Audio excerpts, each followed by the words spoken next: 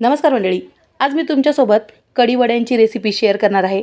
आंबट गोड चवीची ही आंबट गोड तिखट चवीची हे कढी वडे खूप झटपट बनतात आणि चवीला सुद्धा खूप छान आहेत।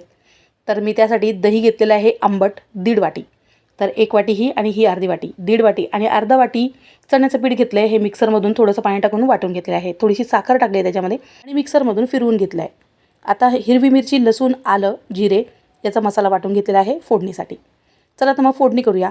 तर कढईमध्ये तेल टाकले आहे, नंतर राई टाकलेली आहे, कढीपत्ता टाकलेला आहे भरपूर आणि त्यानंतर वाटलेला मसाला 2 चमचे टाकून घेतला आहे। ते छान परतून घेतलेलं आहे। त्याच्यानंतर आपण जे मिक्सरमध्ये वाटलेलं हे जे मिश्रण आहे ते टाकून एकदम फास्टमध्ये ढवळून घ्यायचं आणि भरपूर पाणी टाकायचं। जवळजवळ मी 8 ते 9 वाट्या पाणी टाकलं आहे आणि मीठ टाकलेलं आहे। आपल्याला जितकं पातळ होईल तितकं पातळ करायची आहे। आपली ही जी कढी आहे तिला खळखळून अशी उकळी आणून दिली आहे। नंतर मी दुसऱ्या गॅसवर ठेवलं आहे। तोपर्यंत भज्यांची तयारी केली। त्याच्यामध्ये कांदा, कढीपत्ता, कोथिंबीर आणि आलं, लसूण, हिरवी मिरचीचं मिश्रण जे आहे ते पण टाकलं आहे, मीठ टाकलं आहे, ओवा टाकलेला आहे आणि हे भज्यांचं पीठ जे आहे ते छान सरसरीत तसं भिजवून घेतलं आहे। याच्यामध्ये मी अजिबात तांदळाचं पीठ वगैरे टाकलेलं नाही आहे, तरीसुद्धा आपले जे भजी आहेत ते छान खमंग आणि खरपूस कुरकुरीत झालेले आहेत।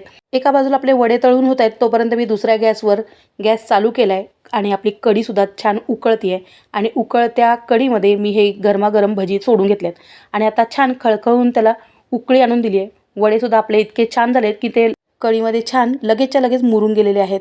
आणि आता आपण फोडणीची तयारी करूया परत एकदा।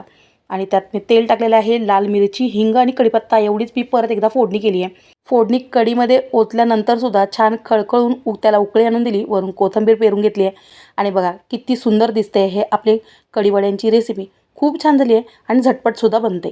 या व्हिडिओचा डिटेल व्हिडिओसुद्धा टाकलेला आहे। जर तुम्हाला बघायला आवडत असेल तर नक्की बघा आणि कमेंट करून नक्की सांगा। बाय।